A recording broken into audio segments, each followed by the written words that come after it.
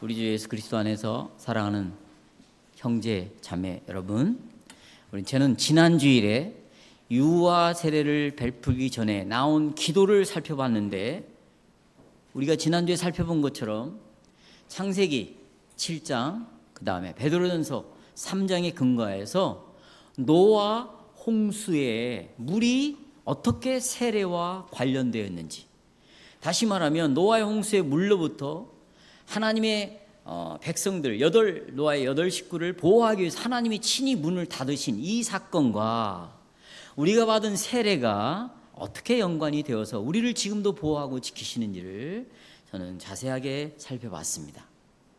그 기도문에 보면 또 이어서 어떤 기도의 내용이 나오냐면, 보십시오. 한다고 보시면 고린도전서 10장 1, 2절 우리가 아까 낭독했죠? 거기에 근거해 주께서는 강팍한 바로와 그의 백성은 홍수가 아니고 홍해바다에 완전히 수장을 시켜버렸지만, 주의 백성 이스라엘은 그 홍해바다를 맨 땅으로 걸어 나오게 하심으로 이 세례를 예표해 주셨나이다. 이런 기도의 내용이 나옵니다. 그러니까 홍해바다를 건너는 사건이 세례의 표다라고 기도를 하고 있습니다.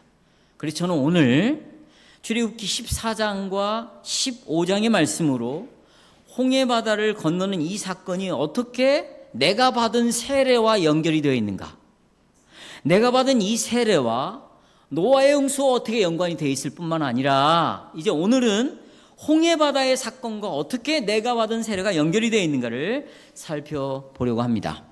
여러분이 아시다시피 출애굽기는 정말 긴장감이 넘치는 내용이 많이 나옵니다. 다시 말하면 하나님께서 수많은 그 구원을 위하여 행하신 그 놀라운 기적 같은 일들이 출애굽기 내내 나오는 거 우리가 알 수 있어요. 특별히 하나님께서 애굽에 많은 신들이 있었지만 그 신들을 심판하심으로 말미암아 이스라엘의 온 세상의 하늘과 땅의 진정한 통치자가 누구냐? 바로 너희들이 믿는 그 우상숭배자들인 그 귀신들이 너희들의 진정한 통치자가 아니라 나 여호와가 진정한 통치자임을 보여주셨어요. 그 10가지 재앙을 통해서 하나님께서는 이스라엘 백성들을, 자기 백성을 애굽에서 끌어내셨습니다. 10가지 재앙을 통해서 종살이에서 자유케 해주셨고, 이 바로의 그 얼마나 하나님의 백성을 억압하고 악을 행하였습니까? 그들을 심판해 준 사건이 하나님께서 내리신 수많은 재앙들이었습니다. 이런 하나님의 심판을 바로 왕과 애굽 사람들이 경험했음에도 불구하고, 그러나 계속해서 끈질기게 하나님의 백성들을 공격을 계속했어요. 그러니까 마귀는 한번 물면 내가 예수를 믿으니까 떨어져 나가는 것이 아니에요. 내가 하이델베르 신앙고 백석을 외우고 있다고 마귀는 떨어져 나가는 것이 아니에요. 오늘 예배를 나왔다고 마귀는 그래 항복 나 이제 너하고 같이 안 있을게, 그런 마귀가 절대 아닙니다. 여러분 오늘 예배를 나가 보십시오. 더 강력하게 마귀는 여러분을 공격할 거예요. 이스라엘 백성들도 마찬가지였습니다. 그래서 하나님께서는 마지막 심판, 장자의 죽음으로 결국 바로는 항복을 하고 이스라엘 백성들을 나가도록 하죠. 내보낼 때 애굽 사람들이 이스라엘 백성들에게 금은 보화를 줍니다. 옷가지를 줍니다. 이건 뭐냐면 패배한 나라가 이긴 나라에게 전리품을 바치는 것이에요. 내가 여러분에게 말씀드렸듯이 예수 그리스도는 죄와 싹이고 마귀에 속한 여러분과도 싸운 거죠. 예수님 십자가에서 여러분을 이겼어요. 그래서 예수님은 당신이 이겼기 때문에 너희들은 내 포로라고 말해요. 너희들은 나의 노예라고 말하고 있어요. 그러나 이상하게 승리하신 예수님은 우리를 노예로 삼는데 어떤 노예로 살게 하냐? 하나님을 사랑하도록 만드는 노예입니다. 계명을 따라 살아가도록 만드는 노예들이고, 주님께 영광을 돌리며 살아가는 노예들이고, 진정한 인간의 창조의 목적을 따라 형상대로 지음받은 자로 살아가게 하는, 이 세상에서는 볼 수 없고 들을 수 없고 본 적이 없는 그런 천국의 노예로 살아가는 이런 일들이 우리 안에는 이제 벌어졌죠. 우리가 그리스도의 승리로 이제 전리품이 된 것처럼 하나님이 이기신 이 승리에 대한 전리품으로 그들에게 옷가지나 금은보화를 줘서 내보냈습니다. 그래서 여러분, 오늘 본문은 여호와께서 홍해에서 결정적이에요. 이것은 승리한 사건을 오늘 본문이 우리에게 보여줍니다. 근데 이 승리가 곧바로 누구하고 연결되냐면 그리스도의 구속과 연결되어 있어요. 이 홍해바다의 승리는 십자가에서 예수님이 죽으심으로 어떻게 마귀와 그 세력들에 대하여 결정적인 승리를 하였는가는 그 승리를 우리에게 지금 출애굽을 통하여 미리 보여주는 것이죠. 그러니까 홍해바다의 이 사건은 앞으로 예수님이 십자가에 승리할 것을 보여주고 있는 것입니다. 이 승리는, 홍해바다의 승리는 어떻게 하나님의 구원의 사역이 사망에서 생명으로 옮겨졌는가? 이스라엘 백성들은 과거에 애굽이라는 바로와 애굽에서 죽음 가운데 살았어요. 죽어 있었어요. 영적으로 죽어 있었고 그들은 하나님과의 관계가 끊어져 있는 상태에 있었지만 그들이 출애굽하고 홍해바다를 건너므로 그들의 영혼이 살아났어. 사망의 생명으로 옮겨진 것처럼 어떻게 예수님이 이 구원의 사건을 통하여 우리를 사망에서 생명으로 옮겨졌는가를 우리에게 알게 해주셨어요. 또 홍해바다의 이 승리는 하나님이 우리를 구원시킴으로 어떻게 그 백성들이 이 사건을 통하여, 구원 사건을 통해 하나님께 영광을 돌리는가, 이것을 우리에게 가르치고 있습니다. 저는 그래서 오늘 다음과 같은 주제로 설교를 요약했습니다. 여호와께서는 이 홍해 사건을 통해서 하나님의 백성을 구원하심으로 그들이 사망에서 생명으로 옮겨지게 하셨다. 홍해바다의 사건은 사망에서 생명으로 옮겨지게 하는 사건이다. 세 가지를 말씀드립니다. 첫째, 여호와께서 하나님의 백성을 홍해를 통해서 구원하는 방법을 좀 한번 보십시다. 어떻게 구원하는가? 성도 여러분, 우리가 낭독한 말씀 출애굽기 13장 7절을 보시면 이제 애굽의 장자들이 다 죽죠. 그리고는 바로가 항복을 선언하고 이스라엘 백성, 그래 이제 나가라, 너희들 하나님 뜻대로 나가라, 이렇게 내보낼 때 하나님께서는 이스라엘 백성들을 블레셋 족속이 사는 땅을 통과해서 인도하지 않으셨다는 겁니다. 만약에 블레셋 땅을 통과해서 인도했으면 며칠이면 가나안 땅에 가는데 그런 코스가 아닌 홍해바다 쪽으로, 홍해바다가 있는 광야 쪽으로, 남쪽으로 인도를 했다. 이게 17절에 나오는 거죠. 왜 그렇게 했는가? 17절에 보시면, 18절에 보시면 왜 그렇게 인도했는가가 나오는데, 블레셋 지역을 통과하게 되면 블레셋 군사들을 만나게 되는데, 여러분, 이 블레셋 군사는 이길 나라가 없어요. 강력한 무기와 그들의 전투력은 세상 최고입니다. 근데 이스라엘 백성들이 그들을 부딪혔을 때 어떤 일이 벌어질까요? 두려워서 다시 애굽으로 다 도망갈 수 있다. 그걸 하나님이 아셨어요. 그러니까 하나님은 여러분과 저의 약점이, 문제점이, 한계가 뭔가를 너무나 잘 아세요. 그래서 오늘 이 말씀을 듣게 하시는 거죠. 자, 이것 때문에 하나님이 그렇게 광야로 인도를 하셨다는 거고, 또 다른 목적이 있어요. 제가 2번이라고 거기다가 적어놨죠. 신명기 8장 2절에 보면 이렇게 나옵니다. 보십시오. 여러분, 제 설교를 듣고 성경이 남아야 돼요. 뭐가 남아야 된다? 성경이. 그래서 핸드아웃을 주는 거예요. 이 성경이 남아야 돼요. 끝까지. 왜 하나님이 이렇게 먼 길로 인도하셨는가? 내 하나님 여호와께서 이 40년 동안에 네게 광야의 길을 걷게 하신 것을 기억하라. 이유가 있어요. 이는 너를 낮추며 교만하니까. 또 너를 테스트해 보는 거예요. 어디를 테스트합니까? 네 마음이 어떤지 알고 싶다는 거예요. 지금 너희들이 갖고 있는 마음은 진짜 너희들의 마음이 아니야. 예배당 앉아 있을 때 가지고 있는 마음은 진짜가 아니야. 그럼 언제가 진짜냐? 어려움이 올 때, 고난이 올 때, 내가 생각하는 거하고는 다른 방식의 삶이 내게 다가오기 시작하면 진짜 내 본성이 나오기 시작해요. 여러분, 부부지간에 좋을 때는 당신은 왕자님, 당신은 나의 공주님 이렇게 살아가요. 근데 가정에 조금 어려움이 왔어요. 경제적인 어려움, 뭔가를 결정한 뜻이 달라. 그때부터는 본성이 나오기 시작합니다. 본성. 이해하시겠죠? 그 네 마음을 하나님이 알고 싶다. 그러면서 하는 말이, 그 마음이 어떤 마음이냐, 정말 내 명령을 지키려고 하고 있는지 아닌지를 알고 싶다는 거예요.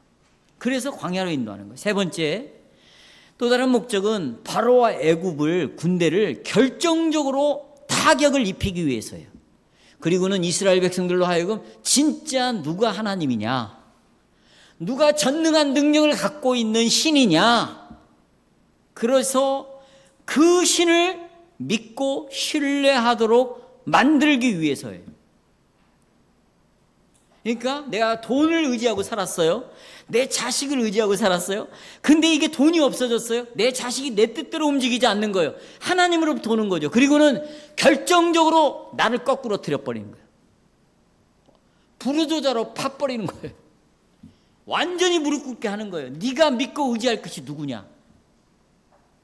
그럴 때가 반드시 옵니다. 여러분. 이것을 위하여 하나님이 지금 광야를 인도하고 있다는 거죠. 자, 그러면 하나님을 믿고 신뢰하도록 하기 위하여 14장 3절에 보면 어떤 일이 일어나냐면요, 정말 재밌는 사건이 일어나요. 14장 3절에 보면 여호와께서 바로와 그 신하들로 하여금, 야, 블레셋으로 가야 되는데 아니 홍해가 있는 광야로 가? 이들이 길을 잃어버렸구나, 방황하고 있구나, 이 생각을 갖게 했다는 거예요. 누가요? 하나님. 상식적으로 보면 내가 오른쪽으로 가야 되는데 왜 내가 왼쪽 길로 가고 있지? 이게 하나님이 인도하시는 길이에요. 그리고는 모든 사람들이 저 망하는 길인데, 저 죽는 길인데, 저것은 상식적으로 생각해도 저것은 합리적인 길이 아니고 손해가 되는 길인데, 그러니까 신자의 길은 굉장히 사람들이 이해할 수 없는 길로 가는 거예요. 틀림없어요. 하나님 그 길로 인도하고 바로가 그 생각을 갖게 했다는 거예요. 이 배후에는 누가 있다? 하나님. 그리고 14장 5절에 보니까 이렇게 말합니다. 그의 백성이 도망한 사실이 애굽 왕에게 알려지매 바로와 그 신하들이 그 백성에 대한 마음이 변했어요. 내보낼 때는 얹고 마음이 변했어요. 우리가 어찌 이같이 하여 이스라엘을, 우리를 섬김 종놈들을 놓아주었는가. 왜냐하면 그 종들이, 이스라엘 백성들이, 여러분, 나일강을 밭으로, 강물을 밭으로 전부 되는 수로를 다 받고요, 그 다음에 밭의 일을 다 맡아서 했고, 도로를 만들었고, 건물을 지었고, 모든 경제를 좌지우지하는 능력을 이 노예들이 갖고 있었어요. 그래서 여호와께서는 바로의 마음을 강팍하게 해서 다시 찾아와라, 이런 마음을 바로 왕에게 하나님이 주었어요. 그래서 바로는 모든 군대를 다 동원했습니다. 그리고 이스라엘 백성들을 추적합니다. 추적해요. 그러니 여러분, 이제 이스라엘 눈의 시선에 이 바로의 특수부대가 보이는 거예요. 여기 마병은 지금으로 말하면 K9 자주포, 대포들이 몰고 오는 거야. 그걸 봤을 때 이들의 마음이 어땠을까요? 두려웠죠. 여러분, 우리 환경 속에 일어나는 일들이 일어날 때 두려움을 갖는 건 정상이에요. 두려워하세요. 두려워해야죠. 우리는 두려워하지 않는 건 신앙이야, 두려워하는 건 신앙이 아니야. 두려워하는 게 신앙이에요. 이제 보세요. 왜 제가 이걸 신앙이라고 여러분이 말하는데. 두려움이 왔습니다. 자, 10절 보세요. 14장 10절. 바로가 가까이 올 때 이스라엘 자손이 눈을 들어봤어요. 본 게 뭐예요? 애굽 사람이 자기 뒤에 바짝 쫓아오는 거예요. 이스라엘 자손이 심히 두려워하여, 두려우니까 뭐래요? 여호와께 뭐 했다? 부르짖었어요. 부르짖었어요. 네. 자, 뭐라고 부르짖는가? 정말 믿음 없는 소리를 하는 거죠. 두려움이 오면 믿음이 사라지죠. 그렇죠? 이런 과정이 있어요. 자, 11절. 그들이 또 모세에게 이르되 애굽에 매장지가 없어서 당신이 우리를 이끌어내어 이 광야에서 죽게 하느냐? 어찌하여 당신이 우리를 애굽에 이끌어내어 우리를 이같이 하느냐? 우리가 애굽에서 당신에게 이른 말이 이것이 아니지 않냐? 우리를 내버려 두라. 우리가 애굽 사람을 섬길 것이라 하지 아니하더냐? 애굽 사람을 섬기는 것이 광야에서 죽는 것보다 낫겠노라. 이스라엘 백성들이 왜 원망했어요? 함정에 빠져 있다. 어디에? 함정이. 앞에는 홍해 바다가 있어요. 뒤에는 애굽의 군대가 추격해오고 있습니다. 할 수 있는 게 아무것도 없어요.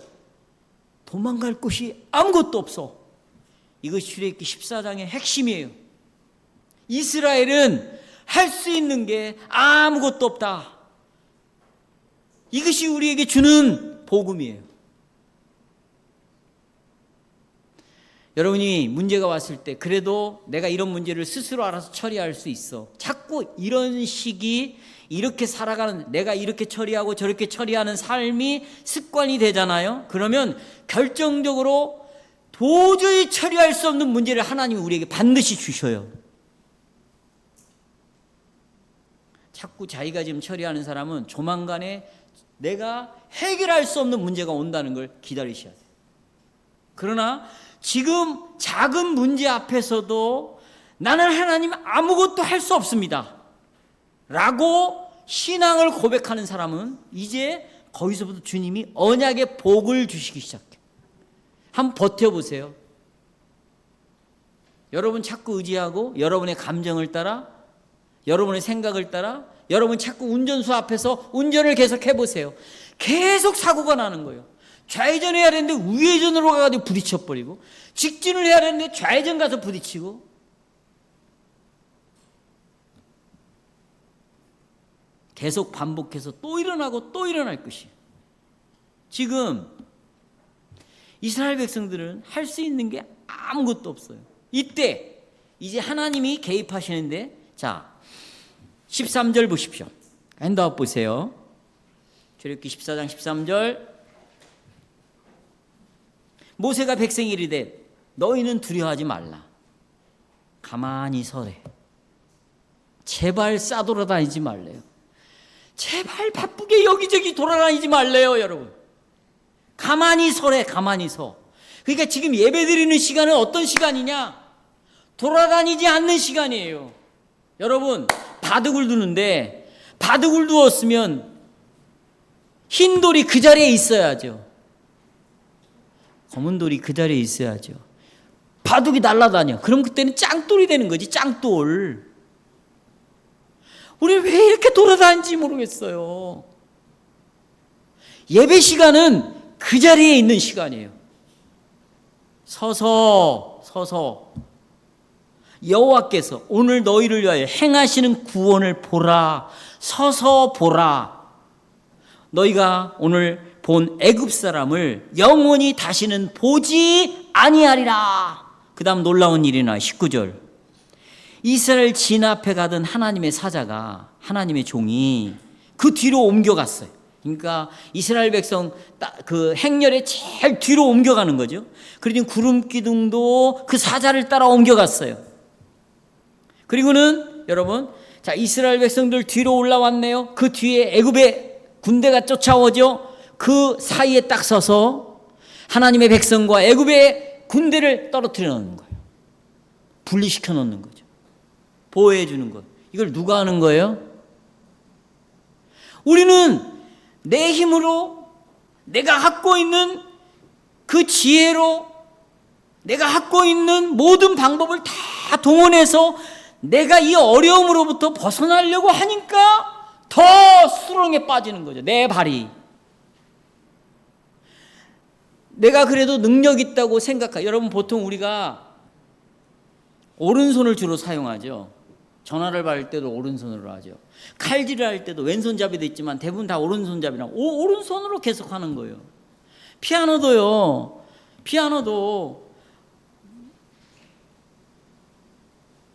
오른손이 주로 이끌어 가거든요. 그렇잖아요? 다리도요, 오른발 주로 중심으로 하는 거예요. 이게 뭐냐? 오른손 오른발 힘이 있으니까 이쪽이 내가 갖고 있는 지혜가 힘이 있다고 오른발이라고 생각을 하고 내가 이렇게 살아가는 방식이 오른발이라고 생각을 해요. 근데 하도 사용하다 보면 이게 힘을 잃어요. 이걸로는 문제를 해결할 수 없는 한계가 딱 오는 거예요. 그렇죠? 여러분?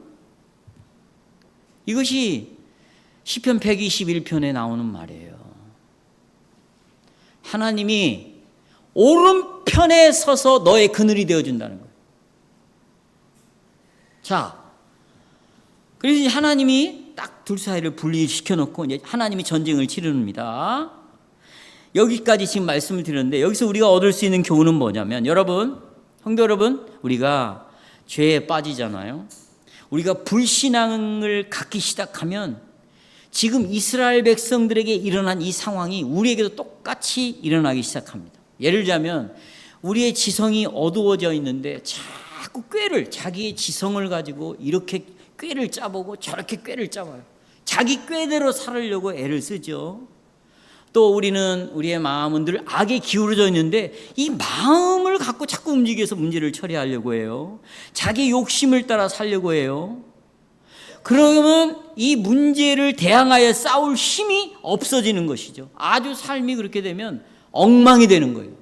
무질서가 되는 거예요. 뭘부터 어떻게 해야 될지를 잘 몰라. 이랬다가 저랬다가 이거 해도 안 되고 저렇게 해도 벗어날 능력이 없어요. 그래서 기도도 좀 해보거든요. 그런데 하나님과의 교제가 회복이 안 돼요. 이것도 해봐도 안 되고. 여러분, 그럴 때 이 문제를 해결하기 위해서 여러분은 답을 어떻게 찾습니까? 답이 뭐라고 생각합니까? 지금 이런 진퇴양난 속에 있는 엉망진창이 되어버린 이스라엘 백성들에게 하나님이 주신 답변은 그래, 너희가 강해야지, 믿음이 있어야지, 그러면 더욱더 노력해야 돼. 어떻게? 기도해야지, 말씀을 읽어야지, 예배의 자리에 잘 나와야지, 마귀와 싸워야지. 이것이 답이라고 생각해요. 그래서 망하는 거예요. 기도해야 된다, 말씀으로 돌아와야 된다, 우리는 싸워야 된다, 이렇게 생각을 하니까 망하는 거예요. 100점 100패를 하는 거예요. 우리 목사님 이상하네. 성경에 나와 있는데. 하나님의 답은요, 우리가 죄의 나락으로 떨어져서 죄와 비참한 가운데 빠져 있다. 이때 우리 스스로는 절대로 나올 수 없다가 하나님의 답이에요. 네가 능력 있게 생각하는 그 오른팔과 같은 것들, 오른발의 역할을 해왔던 것으로는 절대로 여기서 나올 수 없다. 이 수렁에서 빠져나올 수가 없다. 이것이 하나님의 답이에요. 출애굽기 지금 우리가 14장을 살펴봤죠. 마찬가지로 이제 가만히 서서 하나님이 우리를 위하여 어떻게 구원하시는가를 보는 것, 어떻게 이 전쟁을 이기시는가를 보는 것이 하나님의 답변이에요. 어떤 사람들은 이렇게 말하면 이렇게 거부하는 분들이 있어요. 아니, 우리가 에베소 6장에 보면 거기 제 핸드아웃에다가 에베소서를 잘 이해하라고 그랬죠. 여러분, 에베소 6장에 보면 전신갑주를 취하라, 그리고 구원의 투구와 뭘 가지고 마귀와 뭐 하라고 그래요? 자, 여기 보세요. 싸우라고 그래요. 그런데요, 그게 6장에 나오는 거예요. 에베소서가 6장까지 있는데 제일 마지막 장에 나옵니다. 그러면 1장부터 5장까지는 무슨 얘기를 하는가? 1장부터 3장까지는 구원의 교리를 먼저 말해요. 하나님이 너를 창세전에 선택했다. 예수님이 그의 구속으로, 그의 피로 말미암아 구속, 너희들의 죄사함을 받게 했다. 에베소 1장 13절에서는 성령이 너희를 인쳤다.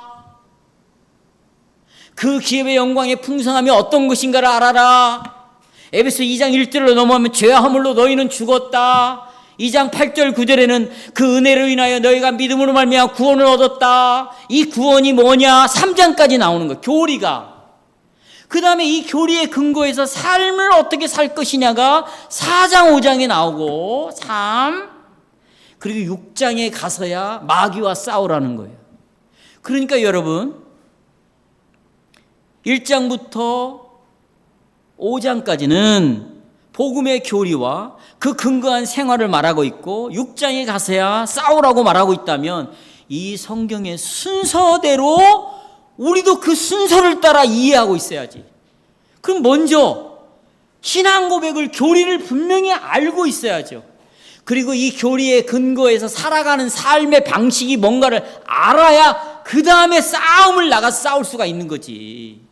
그러니까 하나님은 지금 너 내가 어떻게 싸워 이기는가 가만히 서서 좀 제발 봐라. 근데 우리는 이거 무시하는 거죠. 왜요? 그동안에 내가 신앙생활하는 방식은 뭐냐? 기도하면 된다고 생각한 거예요. 왜? 목사가 그렇게 가르쳤으니까. 기도만이. 성경 봐라. 안 되면 금식해라. 안 되면 뭐 하라. 이렇게 하면 싸울 수 있다는 거예요. 이건 성경이 가르치는 방식하고 다른 방식이에요. 그게 자기식의 방식이죠. 조금은 해. 안 되니까 더 절망으로, 더 깊은 수렁으로 빠져들어가는 거예요. 그래서 하나님께서는 이스라엘 백성들을 어떻게 전쟁을 하는 방식을 20절에 보시면 그 방식을 알려주는데 20절. 여러분 애국 사람들은 구름과 어둠 속에 있다고 그러잖아요. 이것은 뭐냐면 멸망당하는 것을 상징적으로 보여. 어둠은 멸망을 의미하니까. 그리고 이스라엘 백성들은 빛 가운데 있다고 말해요. 빛은 하나님이시니까 그들 편에 이스라엘 백성께 하나님이 있다는 거죠. 그리고는 모세에게 명령을 바다를 향하여 홍해 바다에 손을 뻗어라. 뻗었어요. 그랬더니 동쪽에서 바람이 밀려오면서 여러분 바닷물을 갈라놓는 것. 이 바람이 얼마나 셌으면 오른쪽의 물벽과 또 왼쪽 물벽이 생기는 이렇게 갈라지는 물벽이 있고 그 가운데로 하나님 백성들이 걸어가게 만드죠. 자, 여기에 물벽이 하나 세워지고 이쪽에 가운데를 건너가는 거예요. 이게 바로 사망에서 생명으로 구원받는 사건이다. 이렇게 말하고 있습니다. 근데 이제 그 뒤를 누가 따라오냐면 바로의 군대들이 따라오잖아요. 24절에 보면 새벽에 이렇게 새벽은 오전 2시부터 6시까지인데 애국 군대를 어지럽게 했다. 바퀴를 벗겨버렸어요. 그 바퀴가 움직이지 않는 거죠. 25절 중간에 보면 이스라엘 앞에서 우리가 도망가자. 여호와가 그들을 위하여 싸우고 있다. 우리를 치셨도다. 도망가는데 이미 너무 늦어버렸어요. 28절에 다시 모세가 손을 뻗으니까 물벽이 어떻게 허물어져 덮어버려 로마의 군대를 덮쳐버렸어요. 로마의 군대를 홍해바다에 수장을 시켜버렸어요. 이 사건은 여러분 뭘 생각나게 하냐면 바로와 그 군대가 이스라엘의 남자 아이들을 어디다 다 바쳤어요? 나일강에다 다 바쳐버렸어요. 이거에 대한 하나님의 심판인데 이제는 이스라엘 백성, 애굽의 백성들의 남자를 어디다 다 죽여버려요? 홍해바다에 다 죽여버려요. 하나님 반드시 언약을 배반하고 계명을 지키지 않는 자에게 반드시 하나님은 심판을 내리시는 분이에요. 이렇게 사랑하는 여러분, 하나님께서는 이런 방식으로 홍해에서 승리하셨습니다. 그러나 이스라엘 백성들은 한 일이 단 하나라도 있다 없다? 없어요. 아무것도 하지 않았어요.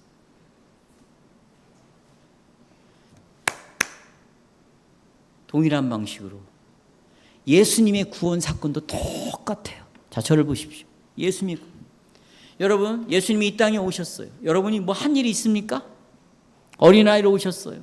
한 일이 있어요? 때가 되어서 예수님께서는 우리의 죄에 대한 하나님의 진노를 지셨습니다. 우리에게 생명을 주기 위하여 죽으셨습니다. 그리고 그리스도 때문에 구원을 얻는데 여러분이 한 일이 하나라도 있습니까? 아무것도 없습니다. 우리는 무능력하지만 그리스도께서는 모든 일을 행하셨어요. 이걸 은혜라고 말하는 거예요.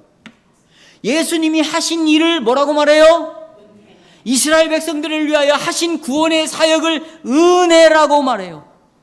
우리는 지금까지 여호와께서 어떻게 홍해바다를 통해서 이스라엘을 구원했는가 하는 걸 살펴봤습니다. 이 두 번째, 이 홍해바다의 사건이 죽음에서 생명으로 옮겼다는 것을 상징적으로 보여주는 거예요. 출애굽기에 대해서 가장 알아야 될 사실은 뭐냐면, 여러분, 이 출애굽기 사건은 예수님의 구원이 어떻게 이루어지는가를 미리 보여주는 거예요. 그러니까 예수님의 구원을 더 잘 이해하려면 홍해바다의 사건을 이해해야 돼요. 그러니까 구약을 이해해야 신약을 이해할 수 있겠죠. 구원의 패턴을 홍해바다에서 하나님 보여주셨고, 예수님의 구원의 모범을 샘플로 홍해바다를 통하여 하나님이 우리에게 보여주셨어요. 그래서 성찬 예식, 성찬을 할 때 세례 예식, 그 다음에 신앙 고백서들, 성경을 보면 모두가 다 홍해바다의 사건은 앞으로 오실 예수님의 구원의 패턴이 들어있다, 구원의 모범이 들어있다고 다 이야기하고 있어요. 자, 세례를 받기 전에 기도 내용을 보겠어요. 기도 내용 보세요. 두 번째 대지의 기도 내용 나오죠. 전능하시고 영원하신 하나님 쭉 나오다가 제가 밑줄 친 곳이 있죠. 중간에 보시면 하나님께서는 강팍한 바로와 그의 백성은 홍해에 수장시키셨나이다. 그러나 당신의 백성 이스라엘은 홍해 한가운데로 지나게 마른 땅으로 인도하셨고, 이것을 통하여 세례가 무엇인가를 우리에게 가르쳐 세례의 예표가 되었습니다. 여기에 주목해야 돼요. 그래서 제가 거기다 그렇게 써놨습니다. 핸드아웃에서. 여기 홍해에서와 세례를 가지고 기도를 했는데, 홍해에서와 세례는 둘 다 공통점이 있어요. 물이 공통점이야. 물. 홍해에서도 물에서 구원을 얻었어요. 세례는 뭘로 세례를 줍니까? 물로. 하나님께서는 하나님의 백성을 구원하는 표로 물을 사용하는 거예요. 물을. 여러분, 이상하지 않아요? 여호와께서는 바로와 애국 군대를 심판하실 때, 아니 다른 방법은 사용할 수 없을까? 불로는 사용할 수 없어요? 아니면 하늘에서 화살들이 내려와 가지고 다 죽여버릴 수는 없을까? 하늘에서 바위덩어리 같은 우박을 내려갖고 죽일 수는 없어요? 왜 물을 사용하심으로 바로와 그 군대를 수장을 시켜버리고 심판을 하시고, 이스라엘 백성들은 그 물을 마른 땅을 건너게 하심으로 구원을 시켰는가? 도대체 왜 이 물을 사용했는가? 이게 중요하죠. 나를 왜 물로 세례를 주었는가? 왜? 이 물은 우리에게 놀라운 것을 상징하고 있어요. 물은 놀라운 것을 계속 바라보게 하고 있어요.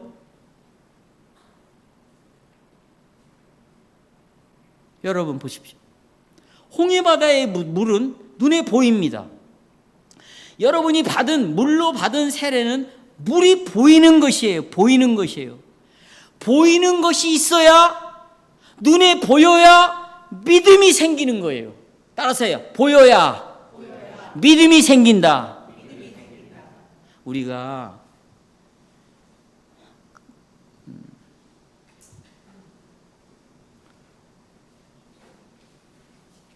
도마, 또 복음 있냐? 보지 않고 믿어야지. 그러니까 우리는 보지 않고 믿어야 그게 믿음입니다. 물론 이 말이 맞아요. 그러나 이 해석은 잘못됐어요. 제가 이 도마에 대해서 설교할 거예요. 우리가 생각하는 도마의 사건은 달라요. 자, 그건 접어두고라도 눈으로 보여야 믿음이 생깁니다. 여러분, 이스라엘 백성들은 동쪽에서 바람이 불어서 오른쪽과 왼쪽 물벽이 쌓여 올려가는 것을 다 눈으로 봤어요. 그리고 그 가운데 길을 통과하여 걸어갔습니다. 애굽 백성들이 물이 합쳐짐으로 죽는 것을 보았어요. 자, 14장 31절 중요한 말씀이 나오는데, 31절 이스라엘이 여호와께서 애굽 사람들에게 행하신 그 하나님의 큰 능력을 보았다고 그랬어요. 보았어요. 어떤 결과가 생기냐? 백성이 여호와를 경외하며 여호와와 그랬어요. 그 다음에 그 종 모세를 뭐 했다? 보았으므로 여호와를 믿었다고 그랬어요. 자, 여러분 여기를 보십시오. 이 백성이 믿은 것은 본 것을 통해서라는 걸 주목해야 됩니다. 자, 이제 세례를 보십시다. 이 세례를 베풀 때 우리는 물을 사용합니다. 이 물을 우리는 본 거예요. 본 거예요. 이 물의 역할은 뭐냐? 잘 들으세요. 홍해의 물과 똑같은 물이에요. 똑같은 역할을 하는 거예요. 이 세례 받을 때 물은 왜 물을 사용했는가 하는 거예요. 첫째, 물은 씻는 거죠. 오늘 아침에 물로 어떻게 다 씻었어요. 첫째, 물은 씻는 거다. 둘째, 이 물은 씻는 것에 그치지 않나요? 나를 깨끗게 하는 거예요. 첫째는 씻는 거고, 씻는 이유는 나를 뭐하게 하기 위해서다. 깨끗게 하는 거다. 그러면 여러분, 이 씻는 것은 누가 한 것인가? 바로 예수의 피가, 물이 우리를 씻는 것처럼 예수의 피가 우리를 씻어줬어요. 죄를 씻어줬어요. 그리고 씻는 게 끝나는 게 아니에요. 성령을 보내서 누가 와서 우리를 계속해서 깨끗하게 살도록 이끌어 가시는 거예요. 물은 두 가지, 씻는다. 계속해서 물은 우리를 깨끗게 해준다. 오늘 저녁에도 씻을 것이고, 그래서 우리는 저녁에도 깨끗한 몸을 유지할 것이다. 예수의 피가 우리를 씻었다. 계속해서 우리를 깨끗하게 유지하는 건 누구냐? 성령이 우리를 정결케 한다. 이것을 바라보라는 거예요. 이스라엘 백성들이 보았어요. 믿음이 생겼어요. 우리가 세례의 물을 봄으로 이 물이 씻어주고 깨끗하게 하는 역할을 하는 것처럼 예수의 피가 우리를 죄를 씻는다. 성령이 계속 우리를 깨끗하게 만들어 가신다는 걸 바라봄으로 우리 안에 뭐가 생기는 거예요? 믿음이 생기는 것이죠. 이것을 고린도전서 10장 11, 2절에서 말하고 있어요. 형제들아, 나는 너희가 알지 못하기를 원치 않으니 우리 조상들이 다 구름 아래 있고 바닷 가운데 지냈으며 2절 같이요. 시작. 모세에게 속하여 다 구름과 어디에서? 바다에서 뭘 받았다? 세례를 받았다. 여러분, 따라서 바울은 홍해를 건너는 것이 이스라엘의 세례라고 말하고 있어요. 홍해 건너는 것이 뭐라고요? 이스라엘 세례. 세례라는 것은 뭐냐? 하나님의 약속의 표예요. 약속의 표. 따라서 하세요. 약속의 표. 뭘 약속받았어요? 가나안 땅을 주겠다는 약속을 받았어요. 가나안 땅을 가려면 어디를 바다를 건너야 돼? 홍해 바다를 건너내야 돼요. 홍해 바다를 건너므로 이 홍해가 약속의 표가 된 거예요. 하나님이 가나안 땅을 주겠다는 것을 내가 반드시 그 약속을 주겠다. 그런데 너희들에게 지금 표시를 해두겠다. 표시. 그게 뭐냐? 이 홍해 바다를 건너는 것이다. 그게 가나안 땅을 주겠다는 약속의 보증금이다. 그러니까 이스라엘 백성들은 가나안 땅에 들어가서 우리가 어떻게 구원을 얻었는가? 홍해 바다를 건넜지. 이것이 하나님이 약속을 주시겠다는 표로 주신 것이지. 그러니까 여러분, 이 표를 받은 자들은 하나님이 반드시 우리에게 약속의 땅을 뭐 할 것이다? 주실 것이다. 내가 보십시오. 예수의 피가 우리를 깨끗게 한다. 우리를 씻는다. 성령이 나를 계속 새롭게 한다. 이걸 믿기가 어려운 거예요. 믿음이 있다가도 죄를 짓고 그러면 이게 없어져 버려. 그래서 우리 안에 표시를 하나 뚝 줬어요. 물, 세례. 이걸 볼 때마다 주님이 약속하셨지. 내 죄를 씻어주신다. 내가 어떤 죄를 씻어주신다. 또 성령이 이런 나를 다시 새롭게 하신다. 이 약속은 내 안에서 이루어지고 말 것이다. 홍해 바다를 건너므로 하나님이 약속하신 땅은 반드시 나에게 주신다. 그래서 우리가 앞으로 공부할 벨기 신앙고백서 제34항에는 오늘 출애굽기 14장의 사건과 홍해 바다를 건넌 사건과 어떻게 세례가 연결되어 있는가를 신앙고백으로 만들어 놨어요. 자, 보십시오, 여러분. 제가 거기다가 밑줄을 그어놨어요. 그 밑줄을 보십시오. 벨기 신앙 34장, 그리스도의 피가 나오죠. 성령에 의한 깨끗게 하심, 씻음이 어떻게 죄로부터 우리의 영혼을 정결케 씻고 진노하는 자식에서 하나님의 자녀로 우리가 거듭나게 하는가를 말하고 있다. 어떻게 이런 일이 일어나는가? 그건 물이 그렇게 만들어진 것이 아니라 물이 가리키는 예수 그리스도의 피 뿌림으로 되는 것이고, 이 피 뿌림은 결국 홍해를 가리키는 것이다. 아니, 홍해가 피 뿌림을 가리키는 것이다. 그래서 홍해를 건너므로 약속의 땅에 들어갔는데, 그 약속을 받은 자들은 바로, 그 다음에 곧 마귀, 바로는 마귀를 상징해요. 마귀로 피하여서 영원한 영적인 가나안 땅으로 들어가기 위하여 통과해야만 홍해였다. 이렇게 우리에게 말해주고 있어요.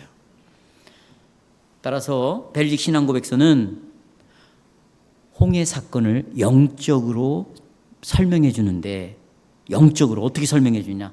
이스라엘이 홍해를 통해서 죽음에서 살아났잖아요. 바로의 군대로부터 죽지 않고 살아난 것처럼 예수의 보배로운 피가 너를 영원한 지옥에서, 사망에서 너를 생명으로 옮겨줬다. 피가 또 홍해 바다를 건너므로 그 바로의 폭군으로부터 자유케 됐잖아요. 그런 것처럼 우리는 이제 마귀의 그 권세로부터 우리가 어떻게 됐어요? 자유케 되었다. 홍해를 건너므로 가나안 땅을 약속의 땅으로 받았잖아요. 우리는 영원한 생명을 약속의 땅으로 우리는 받았다. 이러기 위해서 우리가 해야 할 일은 오직 예수 그리스도의 핏뿌림을 보여야 된다. 믿어야 된다. 그 핏뿌림은 구약의 짐승들처럼 반복해서 뿌려진 피가 아니다. 계속 짐승이 반복해서 피를 뿌려야 된다면 그건 완전하지 않다는 걸 보여주는 것이지만, 하나님의 아들이 한 번 뿌려짐으로 우리를 구원했다면 한 번 뿌림은 완전한 피 뿌림이기 때문에 영원히 완전히 우리를 죄에서 건져내시고 마귀의 권세에서 건져내시고 우리를 영원한 생명의 길로 우리를 인도하신 것이다. 그런 믿음으로 보세요. 갖고 있어야 된다. 형제 여러분, 지금까지 잘 지금 듣고 있어요. 조금 더 집중합시다. 그런데 여러분, 우리가 이런 믿음을 다 갖고 있어요. 그렇다고 우리의 삶이 쉽게 풀어지냐? 절대로 그렇지 않아요. 이런 믿음이 있어도 시련이 옵니다. 유혹이 옵니다. 죄를 짓습니다. 그러면 보세요. 내가 믿고 있는 이 세례가 주는 놀라운 신앙 고백을 붙잡고 있어도 이 믿음이 이제 오락가락 갈팡 질팡, 믿음이 있냐, 내가 진짜 하나님의 자녀냐, 내가 뭐냐, 이제 흔들리기 시작합니다. 이스라엘 백성들이요, 애굽을 떠나기 전날 밤에 유월절 절기를 지켰어요. 10가지 재앙으로 하나님 우리를 구원했다고 그랬어요. 기뻤어요. 놀라웠어요. 방방방방 뛰었어요. 신앙이 극치를 달렸어요. 그런데 홍해바다 앞에 딱 섰습니다. 뒤에는 군대가 쫓아옵니다. 바다가 있습니다. 여러분, 그들은 불신앙으로 떨어졌어요. 다시 돌아가자는 것입니다. 여러분과 저에게도 일어나는 일이에요. 일문일답, 나는 나의 유일한 위로는 내 몸도 영혼도 그리스도의 것이다.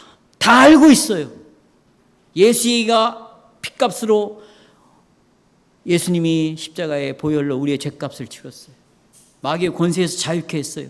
머리카락 하나도 하나님 아버지 허락이 없이는 떨어지지 않는 방식으로 우리의 구원을 이루어가요. 다 알아요. 다 알아요, 여러분. 내가 사망에서 생명으로 옮겨졌다 믿고 있어요. 심판에 이르지 않는다 확신하고 있어요. 그런데 우리의 삶의 현장으로 딱 돌아오면 이제 하나님을 의심하기 시작하는 일들이 일어납니다. 질병이 생겼어요. 병이 왔어요. 고통스러워요. 인간관계가 자꾸 깨지기 시작해요. 절망하게 되죠. 또 하나님과 가까이 지내고 싶은데 너무 바빠. 내가 바쁘다. 이것은 마귀에게 사로잡혀 있는 사람이에요. 마귀가 쓰는 가장 강력한 무기는 바쁘게 만드는 겁니다. 하나님을 생각할 시간이 없어요.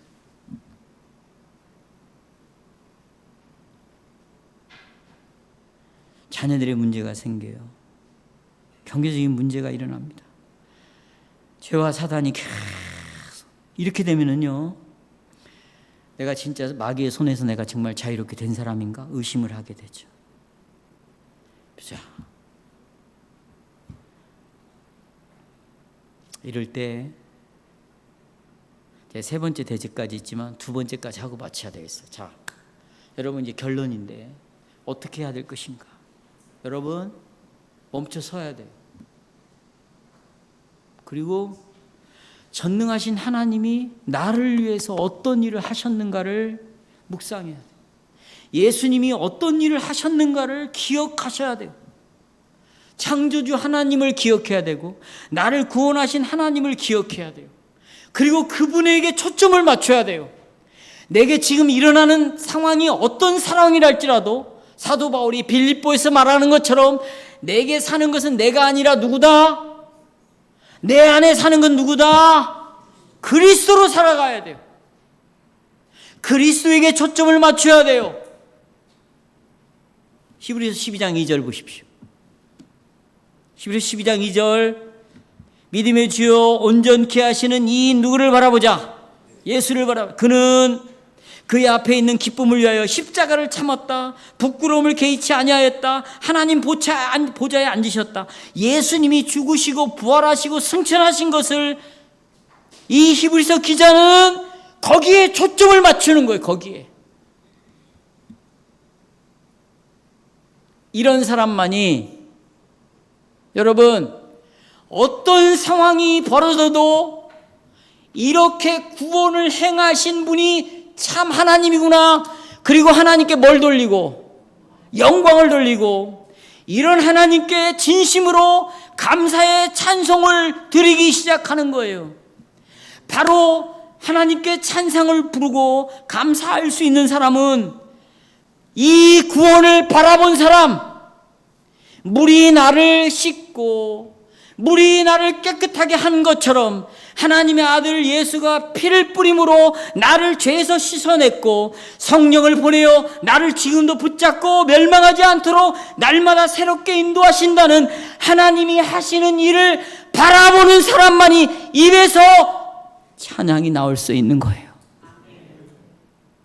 이런 사람들 속에는 근심이 떠나게 되어 있어요. 두려움이 물러가게 되어 있어요. 귀신이 떠나는 역사가 이루어질지어다. 아니 저 사람들만 오순절만 이렇게 말해? 나도 할 수 있어요. 귀신이 떠나갈지어다. 우리가 하나님이 이루신 구원 때문에. 그리고는 제정신이 돌아오기 시작하고 이제는 내 입에서 주님을 찬양하고 주님을 감사하며 살아가기 시작합니다. 여러분 이제부터 여러분이 지금 보고 있고 경험하고 있는 거 다 내려놓으세요. 그리고 오직 하나님이 나를 위하여 그리스도 안에 하신 일을 바라봄으로 그분을 찬양하십시오. 그러면 여러분이 형용할 수 없는, 경험할 수 없는 놀라운 하나님의 은혜가 여러분 안에 홍수처럼 흘러갈 것입니다.